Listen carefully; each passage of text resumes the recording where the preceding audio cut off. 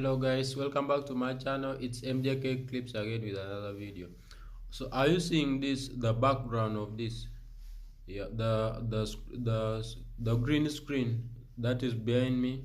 Yeah, so this is a strategy combining the moving average and the RSI. So are you seeing how it is? This is the best strategy, guys.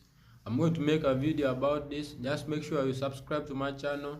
As you see, so if the trade crosses above the red line, which is the moving average on the chart, as you see, we went for a buy from here.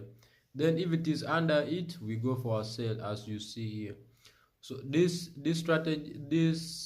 indicator mostly works on 15 minutes and 1 hour time frame.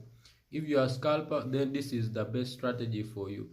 Just subscribe to my channel, then stay tuned. I'm going to make a video about it, then we shall see how it goes. Thank you and subscribe.